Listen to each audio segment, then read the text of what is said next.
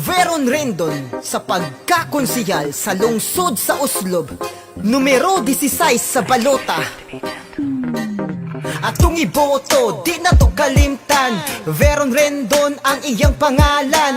Priority niya atong municipality, dali ra siya duulan ug dili arte.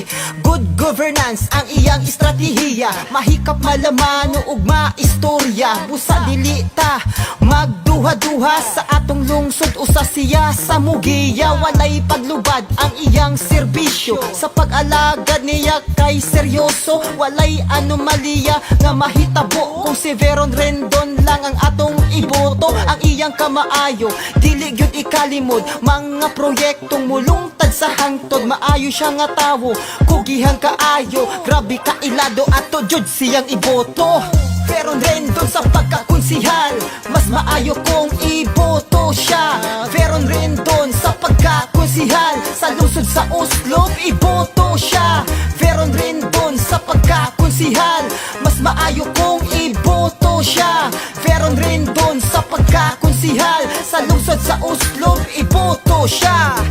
Veron Rendon sa pagkakonsihal sa lungsod sa Oslob, numero 16 sa balota. Mangita o pamaagi aron kamo matabangan, sinsiro na mo serbisyo ug tinuuray nga mo alagad. Inyuhang katungod kay iyahang barugan, walay kahadlok na iduso inyong mga pabor ngadto sa kahitasan. Mas tagaag importansya ang mga katigulangan. Veron Rendon sa pagkakonsihal, mas maayo kung iboto siya. Veron Rendon sa pagkakonsihal sa lungsod sa Oslob, iboto siya.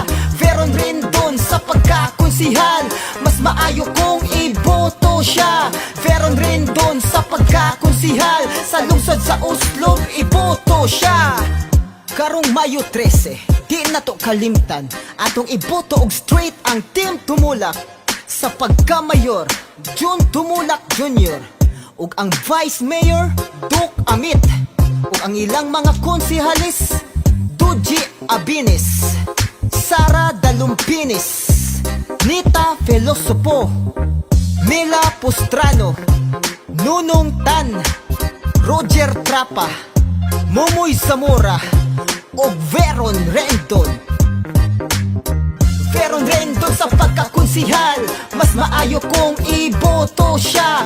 Veron Rendon sa pagkakonsihal sa lungsod sa Oslob, iboto siya.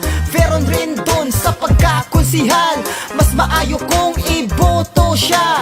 Veron Rendon sa pagkakonsihal sa lungsod sa Oslob, iboto siya. Veron Rendon sa pagkakonsihal, mas maayo kung iboto siya. Veron Rendon sa pagkakonsihal sa lungsod sa Oslob, iboto siya. Veron Rendon sa pagkakonsihal, mas maayo kung iboto siya. Veron Rendon sa pagkakonsihal sa lungsod sa Oslob, iboto siya.